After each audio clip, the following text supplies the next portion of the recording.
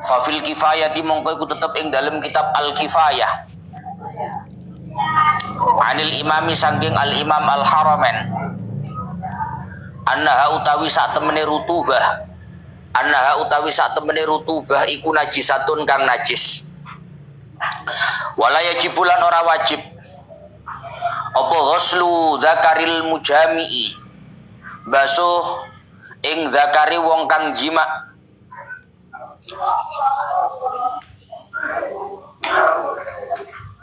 wal bidilan ndok wal waladilan anak wa afta syekhuna bil afwi an rutubatil basur limubtalan biha wa aftalan awe fatwa sapa syekhuna guru ingsun Imam Ibnu Hajar Al-Haitami awe fatwa bil afwi kelawan den ma'fu an rutubatil basuri saking teles-telese bol limu betalan kedue wong kang den cuba biha kelawan rutubatil basur wa kadza bidu ghairi ma'kulin wa kadzalan iku kaya ikilah ya Allah ya Rabbi ya Karim mani wa kadzalan iku kaya ikilah mani bidu ghairi ma'kulin bidu ghairi ma'kulin utawi ndoke hayawan kang ora halal den pangan daginge wa yahillu aqluhu alal asah wa yahillu lan halal apa aqluhu mangan ing bait alal asahi miturut ing atase kaul asah wa sya'ru ma'kulin lan wulune hayawan kang halal den pangan daginge wari syuhulan lare makul ida ubina ari kalane den pisah apa sya'ar lan rish den pisah fi hayatihi ing dalem tingkah uripe makul walau syakka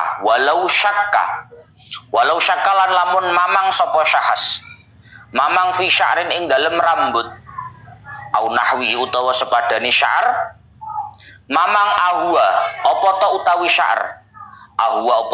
sya'ar iku min makulin saking hayawan kang halal den pangan daginge au ghairihi utawa liyane makul au halin fasala utawa apa to kapi sapa sya'ar min hayyin saking hayawan kang urip au mayitin utawa hayawan kang mati fahuwa mongko utawi sya'ar yang maskuk iku tahirun kang suci wa qiyasuhu annal azma kadzalik wa qiyasuhu utawi qiyase sya'ar iku annal azma sak temene balung iku kadzalika kaya mengkono tahir wa bihilan kelawan ikilah kias sorroha jelasake sapa Imam Qomuli fil jawahiri ing dalam kitab al jawahir wa bidhul maitati utawi ndoke batang intasallaba lamun dadi atos apa bait iku tahirun kang suci wa ilalan lamun ora tasallaba ai wa illam yatasallab fanajisun mongko utawi bait iku kang najis wa su'ru kulli hayawanin tahirin tahirun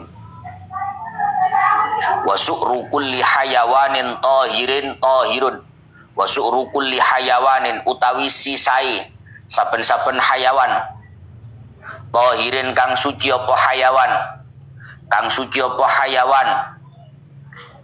ya Allah ya Rabbi ya Karim iku tahirun kang suci falau tanajjasa mongko lamun dadi najis apa famuhu cangkeme hayawan summa walagha nulin dilat apa fam dilat fi ma'in ing dalem banyu qalilin kang kedhi apa ma au ma'iin utawa barang kang cower au ma'iin utawa barang kang cower. Misalkan ada hewan bibirnya najis, marongono dilat gelas atau dilat ombenan nang gelas, maka fafi tafsilun. Fa in kana mongko lamun ana apa wulu, fa in kana mongko lamun ana apa wulu iku ba'da ghaibatin ing dalem sause ilang, ing dalem sause lunga, yumkinu kang mungkin fiha ing dalem ghaibah, fiha ing dalem ghaibah apa taharatuhu sucine fam, apa taharatuhu sucine fam biwulughihi kelawan oleh jilat hayawan, kelawan oleh jilat hayawan, jilat fimain ing dalem banyu, fimain ing dalem banyu kasirin kang akeh apa mak, au jarin utawa kang mili, utawa kang mili apa mak, lam yunajjishu mongko ora najisake apa wulu ing main kolil utawa mae, mongko ora najisake apa wulu ing main kolil utawa mae, walau hiron senajan anane hayawan iku kucing. Wa ilalan lamun ora kana ba'da ghaibatin, wa ilalan lamun ora kana ba'da ghaibatin najasahu mongko najisake apa wulu ing main kolil, najasahu mongko najisake apa wulu ing main kolil. Qala syekhuna Kasuyuti, qala dawu sapa syekhuna guru ingsun Al Imam Ibnu Hajar Al Haitami, dawuhipun beliau Kasuyuti kaya Imam Suyuti, Kasuyuti kaya Imam Suyuti, tabaan hale anut li ba'dil mutaakhirina maring setengah ulama mutaakhirin, dawu innahu yu'fa ing dawu innahu yu'fa, maknane innahu sak temene kelakuan, innahu sak temene kelakuan iku yu'fa den ma'fu apa an yasirin saking barang kang kedhi, urfan ing dalem urfine, min sya'rin saking rambut, najisin kang najis apa sya'ar, tapi min ghairi mughalladin saking sakliyane hayawan kang mughalladah, saking sakliyane hayawan kang mughalladah. Wa min dukhani najasatin, wa min dukhani najasatin lan saking kukuse najis, wa min dukhani najasatin lan saking kukuse najis. Wa amma ala rijli dzubabin, wa amma lan saking barang ala rijli dzubabin kang tetep ing dalem ndukure sikile laler, kang tetep ing atase ndukure sikile laler. Wa in ru'ya senajan bisa den tingali apa ma, senajan bisa den tingali apa ma, wa ma ala manfadhi ghairi adamiyin mimma kharaja minhu wa zarki tairin wa ma ala famihi pun.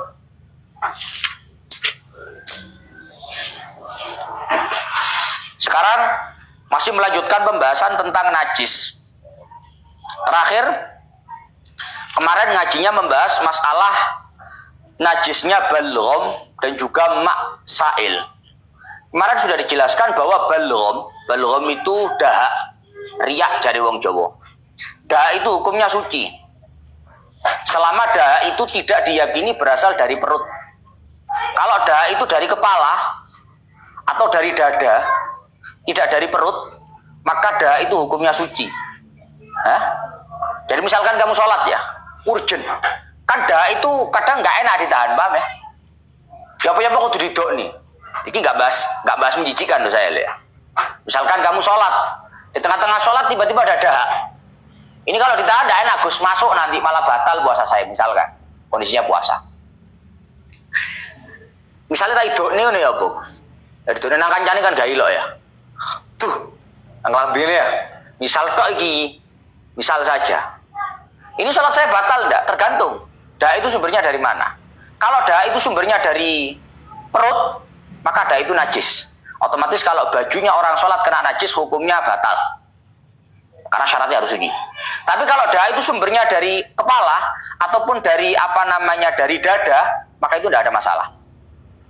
Sama dengan dahak adalah ma'un sa'il min faminaim, air yang mengalir dari bibirnya orang yang sedang tidur. Hah? Apa air yang mengalir dari bibirnya orang yang tidur, bro? Giler. Hah? Kamu tidur, ada air mengalir. Tes. Tes nggak mengalir. Mengalir ini pakai ser ini. Peta. Kalau ada air mengalir dari bibirnya, mulutnya orang yang tidur, yaitu air liur, maka hukum air liur itu adalah suci. Malam yatahaqqaq annahu min ma'iddah. Dengan catatan, air liur itu dihukumi suci dengan catatan tidak diyakini secara pasti bahwa air liur itu dari perut. Artinya kalau air liur itu sumbernya tidak dari perut, hukumnya suci. Tapi kalau air liur itu sumbernya dari perut, maka hukumnya najis. Ininya garis besarnya begitu. Air liur itu hukumnya suci atau najis, Gus? Kalau dari perut, najis. Tapi kalau tidak dari perut, air ludah biasa, ya, mergo ngengem, ngerti ngengem ya, menahan air ludah banyak di mulutnya, akhirnya ketika tidur air ludahnya itu mengalir. Mengalir dari mana? Dari mulut. Maka bagaimana? Itu hukumnya tidak najis tapi suci. Yang najis itu kalau air liurnya bersumber dari perut. Illa mimman ibtuliya bih kemarin. Air liur itu kalau bersumber dari perut, maka hukumnya najis. Kecuali untuk orang-orang yang memang tidak bisa terhindar dari itu. Mau wileran banyak. Ojo turu sak jam. 5 menit keselip lho. 5 menit lho keselip. Ngene. Kayak mari wani ndung. Hah? Ngaji lho sak selipan. Ngene. Hah? Nep, pagi nep. Ngono ngene lho. Iki wis manipulabi iku jan. Ndak bisa ya. Kalau orang-orang yang seperti ini kondisinya memang man ubetuliabi. Orang-orang yang secara kondisi memang mendapatkan cobaan terkait air liur, ya sudah. Maka meskipun air liur itu bersumber dari perut, maka hukumnya dimaafkan. Garis besarnya itu. Jadi garis besarnya yang penting untuk kamu tahu bahwa air liur ataupun dak sama-sama dihukumi suci selama tidak bersumber dari perut. Tapi kalau bersumber dari perut, entah air liur, entah dahak, semuanya dihukumi najis. Pokoknya sumbernya itu keweteng najis. Nah, kemarin PR-nya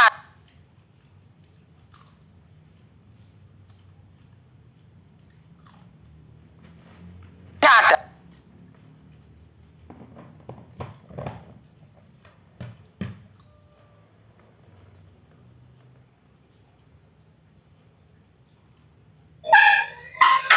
Aman? Masih nge-lag apa enggak?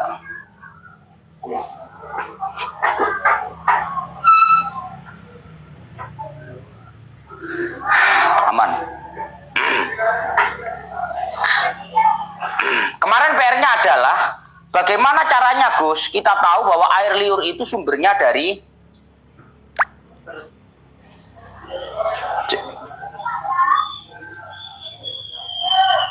terjeda tak Mas Ian?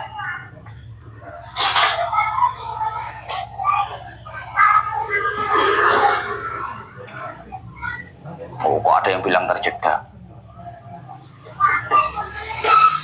Bagaimana caranya kita tahu apakah air liur itu bersumber dari perut ataukah tidak dari perut? Karena ini nanti sangat menentukan apakah hukum air liur itu najis ataukah suci. Kalau air liur itu dari perut, otomatis najis. Tapi kalau tidak dari perut, hukumnya suci. Maka cara mengetahui itu di dalam i'anahnya, sing kita i'anah, sing kita Fathul Mu'in ora iso nyimak. Di dalam i'anahnya dikatakan wa dzakara aidon salasata aqwalin fi alamatil khariji minal ma'iddati awil fam. Al-Imam Ibnul Imad menjelaskan tentang tanda-tanda apakah air liur itu keluar dari perut ataukah dari mulut. Tandanya apa? Jarine nanggone nadomane waman ida nama salal aulaya sol waman ida nama pi tepah hari ini. Waman ida nama salal ma'u min famihi waman i aulaya sol waman ida nama salal ma'u min famihi. Ngono lho bahare bingung men to. Wa man idza nama salal ma'umin famihi ma'ata ghayyuri najas fitatim matihi. Qala al-Juwaini yuma min batnihi najisu wa tahirun majara min ma'ilah watihi. Di situ dijelaskan bahwa berkaitan masalah air yang mengalir dari bibirnya orang yang tidur itu nanti sebenarnya ada 3 pendapat. Jadi air liur itu sebenarnya ada 3 pendapat, Pak. Ada yang mengatakan bahwasannya air liur itu mutlak najis. Ada yang mengatakan air liur itu mutlak suci. Ada yang mengatakan diperinci kayak tadi itu. Kalau bersumber dari perut, najis. Kalau bersumber dari selain perut, maka hukumnya suci. Cara mengetahuinya gimana? Wa nasuka fin mata masufratun wujidat fa innahu qad jara min ma'i ma'datihi. Tanda pertama bahwa air liur itu bersumber dari perut adalah mata masufratun wujidat. Kalau sampai air liur itu ditemukan warna kekuning-kuningan seperti dari toko emas, apalagi gajah emasnya. Kalau sampai ada warna kekuningan di air liur itu, fa innahu qad jara min ma'i ma'datihi. Berarti air liur itu bersumber dari perut. Itu tanda pertama.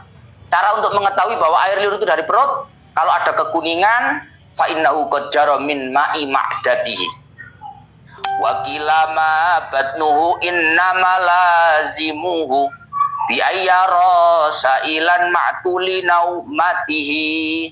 Tanda yang kedua, air itu dianggap keluar dari perut. Tanda yang kedua adalah tidurnya pulas lama.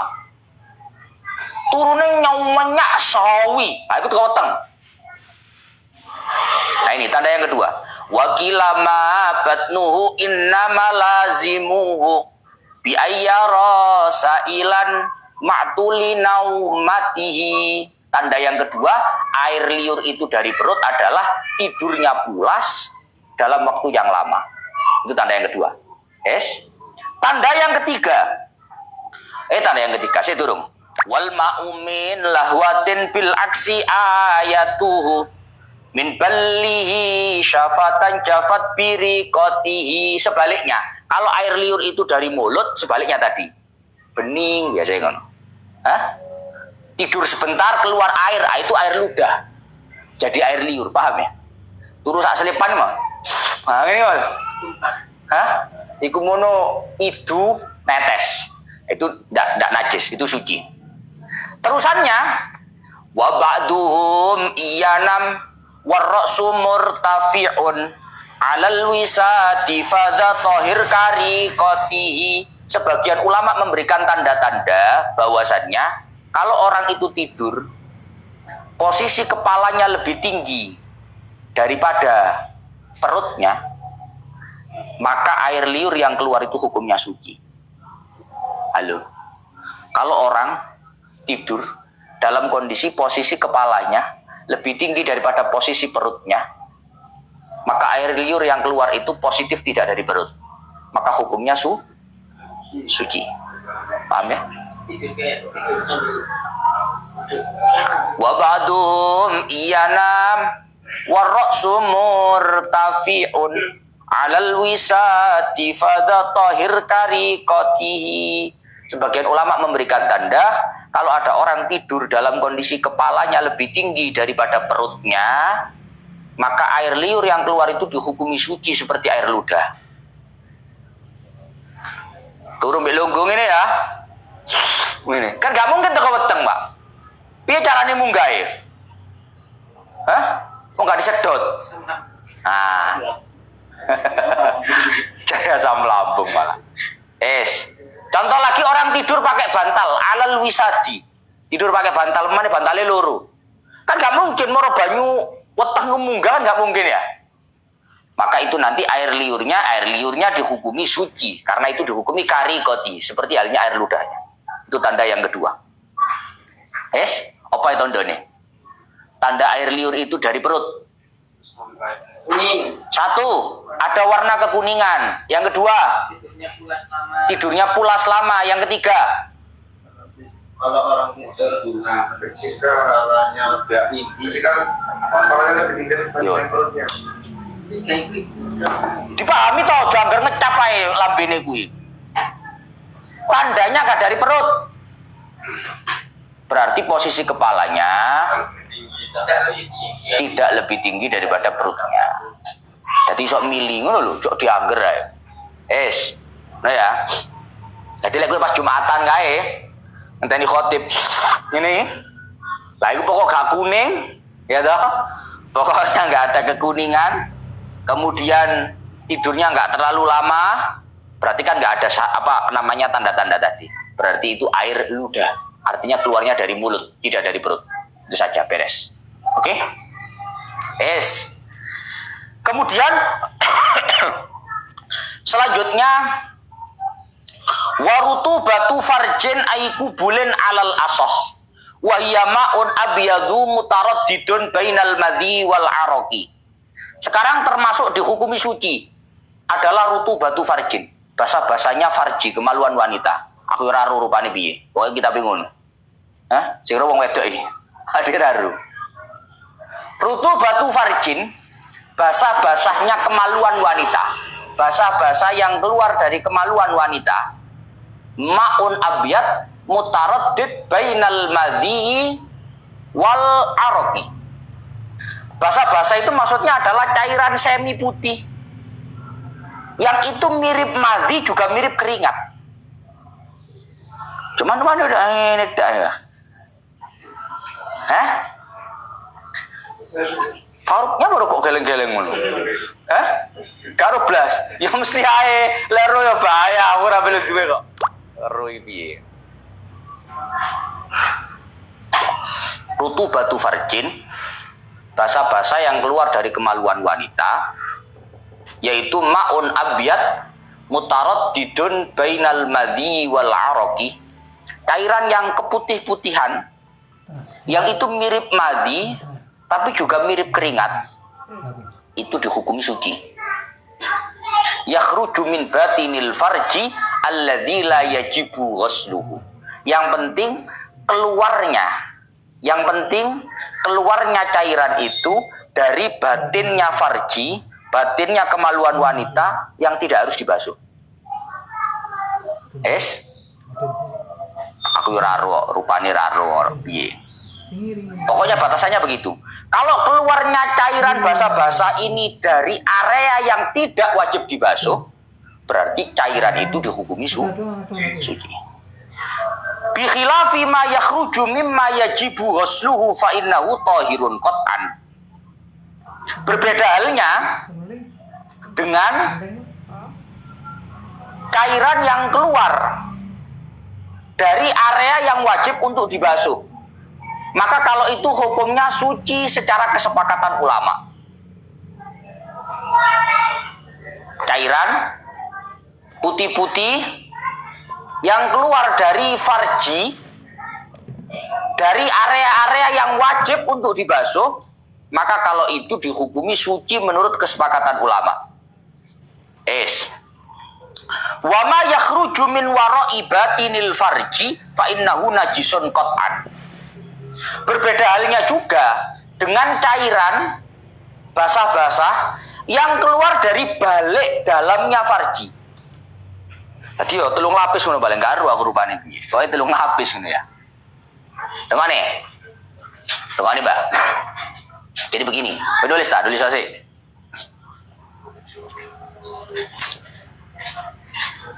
Jadi begini. Kalau dari area yang tidak wajib dibasuh keluar cairan, ya, maka ini menurut pendapat yang kuat dihukumi suci. Berarti menurut pendapat yang lain dihukumi najis. Paham ya? Paham ya? Ini ada perbedaan pendapat ini. Kalau keluarnya dari area yang tidak wajib dibasuh, maka menurut pendapat yang kuat dihukumi suci. Kalau keluarnya dari depannya, toko ngarepe, dari area yang wajib dibasuh, wajib disucikan ketika kencing, maka cairan yang keluar dari area itu positif, ulama sepakat dihukumi suci. Ndelomong ngaji Bang Jen. Kalau cairan itu, basa-basa itu keluar mimma yajibu ghuslu, dari area yang wajib dibasuh ketika kencing misalkan, maka cairan yang keluar itu, basa-basa yang keluar itu qat'an, ulama sepakat dihukumi suci. Sebaliknya 1, 2, 3, kalau cairan basa-basa itu keluarnya mimma wara'a batinil farji, dari area yang ada di dalamnya batin farji, maka itu semua ulama sepakat itu hukumnya delomongnya apa toh? Wong kari sitok tok prasaku. Loh, eleng ora kowe? Sak ngene. Jare serandenger blas Gus. Ra rupane, ra melu duwe, ra penting belas jare Pak. Ya penting sok bojomu lek takon ora delomong. Mas Faruk ngene iki najis apa suci? Jare baru wis karo kono sak karepmu kono. Ya Allah, ya Allah. Kesimpulannya begitu ya. Rungokne, terakhir. Kalau keluarnya dari area yang tidak wajib dibasuh, maka terjadi perbedaan pendapat ulama. Menurut pendapat yang kuat dihukumi suci, tapi menurut pendapat yang lain dihukumi najis. Kalau keluarnya basa-basa itu dari depannya, dari area yang wajib dibasuh ketika istinja, ketika habis kencing, kok wajib dibasuh area itu, kok keluar basa-basa dari situ, maka semua ulama sepakat bahwa itu hukumnya suci. Kalau keluarnya dari waro abatinil farji, dari balik kedalamannya farji, dari dalam, maka semua ulama sepakat bahwa itu hukumnya najis. Paham ya? 3. Ya Allah. Paham ora? Paham ora? Bingung. Ngerti ngono lek gak paham. Lek paham kan ngerti yo. Oh, titiknya di sini titiknya. Cara Google Map titik koordinatnya ada. Mas yo gak ro enggak ngerti, paham ya? Paham ambek ngerti ku seji. Ngerti kan? 3 ya klasifikasinya ya. Kalau dari area yang tidak wajib dibasuh terjadi perbedaan. Menurut pendapat yang kuat suci. Menurut pendapat yang lain najis. Kalau dari area yang wajib dibasuh, maka hukumnya ulama sepakat itu suci. Kalau dari kedalaman farji, ulama sepakat itu hukumnya najis. Ngerti berarti? Masih durung paham, mana maksudku?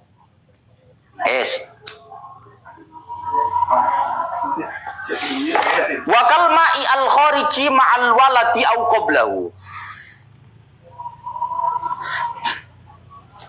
Sama halnya, artinya sama halnya itu dihukumi najis air basa-basa cairan yang keluar bersamaan dengan anak atau keluar sebelum anak. Air apa ngene jenenge? Tuban. Oh ketuban, apa ketuban? Air tuban jadi. Lah apa air Lamongan ae. Wakal ma'i al khariji ma'al waladi au qablahu. Begitu juga dihukumi najis air yang keluar bersamaan dengan keluarnya anak ketika melahirkan. Biasanya anak itu kalau pas lahir, Pak, itu ada basah-basahnya. Gak polosan garing. Lek polosan garing gak iso metu ngawur. Oh, yo Faru. Air yang keluar bersamaan dengan keluarnya anak atau sebelum keluarnya anak, air yang keluar itu keluar dari kemaluannya wanita itu hukumnya najis. Wala farqa bainan fisaliha wa adamihi 'alal mu'tamad. Baik basa-basa itu infisal itu terpisah. Berarti terpisah ataupun tidak terpisah. Tidak terpisah berarti nempel di sana. Paham ora Mas Dela? Ngerti infisal ora? Sing jenenge infisal kowe ngoyo tur iku infisal. Hah? Lah nang kono jenenge gak infisal, ittisal. Baik itu infisal atau tidak infisal sama, hukumnya seperti itu tadi. Qala ba'duhum al-farqu bainar rutubah at-tahira wan najisa al-ittisal wal infisal. Tapi ada pendapat yang menyatakan bahwasannya basa-basanya farji, kemaluan wanita itu Perbedaannya adalah ittisal dan infisal. Artinya najis enggaknya itu ittisal infisal. Jadi yo ittisal kalau infisal itu punya hukum yang beda. Al-farqu bainar rutubah at-tahirah wan najisah al-ittisal wal infisal. Jadi kalau ittisal suci, kalau infisal najis. Menurut sebagian ulama. Falawin fasalat fafil kifayati anil imami annaha najisatun. Nah ini. Wala yajibu ghuslu dzakaril mujami'i wal baidi wal bidi wal walad. Nah, sekarang berangkat dari pembahasan basah-basahnya farji yang dihukumi najis dan suci tadi itu. Sekarang pertanyaannya, Gus, kalau tadi kan pembahasannya 3 lapis ya. Basah-basah di dalam sepakat najis, basah-basah di tengah yang tidak wajib dibasuh, perbedaan pendapat suci najis. Basah-basah yang ada di depan yang wajib dibasuh, semua ulama sepakat suci. Sekarang pertanyaannya, kalau ada apa-apa menyentuh basah-basah itu gimana? Faham ada apa-apa menyentuh basah-basah itu? Lu Farklun mulai ngomong, ya Allah. Kan itu posisinya kalau nempel di sana toh, Pak? Kenaian kan lek nempel rono. Paham ora kowe? Ya Allah. Baru bos buang ini. Akhirnya muncul pemahaman wala yajibu ghuslu dzakaril mujab. Tapi meskipun itu dihukumi najis, tidak wajib untuk membasuh kemaluannya laki-laki yang sedang menjimak seorang wanita. Jadi wong berhubungan suami istri kan manuke mlebu to, Mbak? Ya lho. Kok langsung mantuk ngono? Modele. Wah, ngene mantuk. Mau ngene tok. Wah, ngene langsung. Iya margi jajan. Gak paham aku retaan. Oke mau caranya gak harus gak paham blas ngene. Wah ngene mantu. Al-mujami. Laki-laki itu. Laki-laki itu kalau melakukan hubungan kan otomatis zakarnya, kemaluan laki-laki itu kan otomatis masuk. Kalau otomatis masuk kan otomatis kena rutubatul farji. Terkena basah-basahnya farji. Sekarang pertanyaannya, kalau terkena basah-basahnya farji, berarti setelah berhubungan, manuke najis ora? Wajib dibasuh enggak? Ngono lho mesti guru. Maka dikatakan dalam Fathul Mu'innya, wala yajibu ghuslu dzakaril mujami. Tidak wajib untuk membasuh kemaluannya seorang laki-laki setelah melakukan hubungan suami istri. Karena itu tadi, cara nang jero ning ngene. Qauluhu wala yajibu ghuslu dzakaril mujami aimin rutubatil farji sawa ungkanat tahiratan au najisatan li'annaha ala tsani yu'fa anha fala tunajjisu ma dzukira. Maksudnya kok moro-moro ana pembahasan tidak wajib untuk membasuh manuk iki piye maksudnya? Artinya berangkat dari pemahaman bahwasannya basah-basahnya kemaluan wanita itu kan ada yang najis, ada yang suci. Kalau kena yang suci tidak perlu dibasuh kemaluan laki-laki wong suci. Pertanyaannya kalau kena basah-basah yang najis, ngono lho mesti iki. Kemaluan laki-laki masuk kena basah-basah yang najis. Kemudian keluar wajib dibasuh enggak kemaluan? Wajib. Didelok kita iku, aja nglintur ae. Wae ngono paham ngene. La yajibu ghuslu dzakaril mujami. Tidak wajib untuk membasuh kemaluannya laki-laki setelah melakukan hubungan suami istri.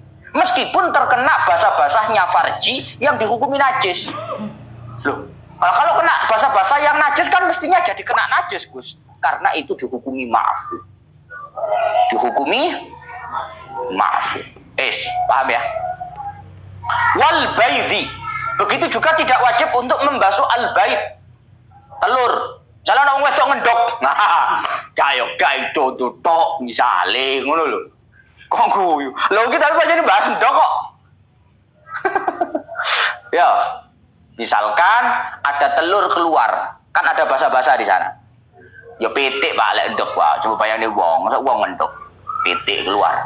Ini najis apa enggak, Gus? Enggak najis. Enggak perlu dibasuh. Kok gak telek lho, lek telek siji Pak Di. Hah? Ono batikan jeleret ngene, gak usah dibasuh, gak najis Fathul Mu'in. Sing gak najis kuwi basah-basahe. Lek tembelek ya pancet najis. Ngono lho, beda. Mungkin marjo mau ngene tembelek gak domba.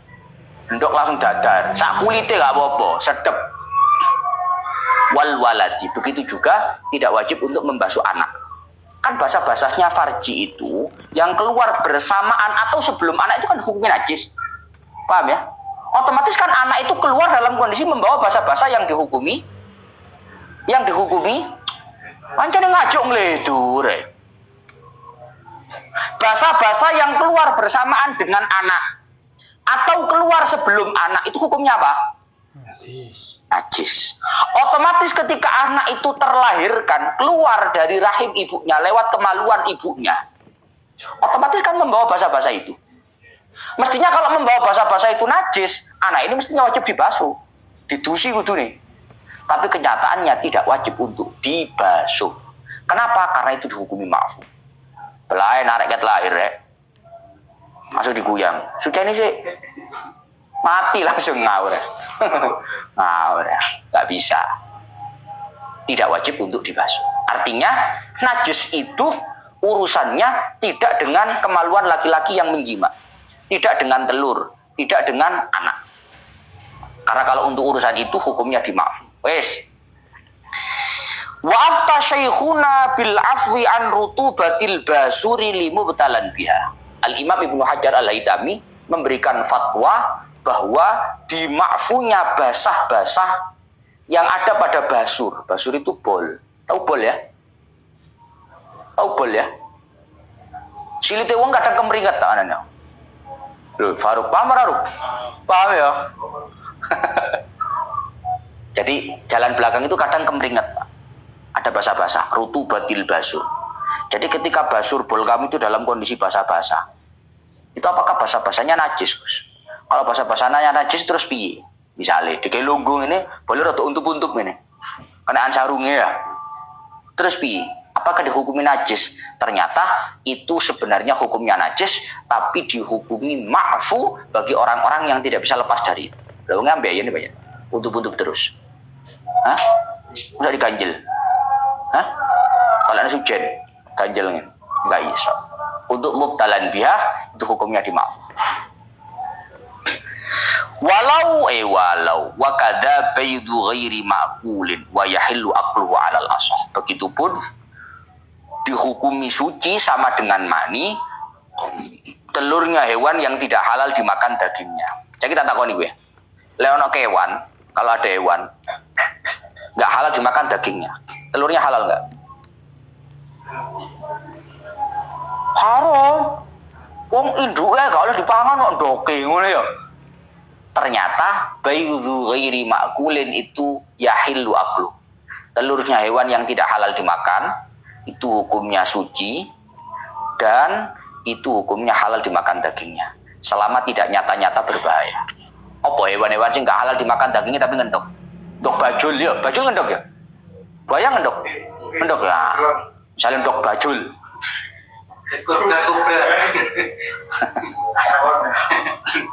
Ulo jadi wong ulo, raru aku. Pokoknya ndok telur. Gus ini nggak halal dimakan dagingnya ular. Telurnya ini halal apa enggak halal? Malam yu'lam dororu. Selama tidak dipositifkan kemadorotannya. Tapi kalau menurut dokter itu kalau dikonsumsi bahaya maka enggak halal. Paham ya? Paham ya? Yes. Wa sya'ru ma'kulin wa rishuhu idza ubina fi hayatihi. Sak menten pun adzan lanjut besok ila akhir wallahu a'lam bissawab.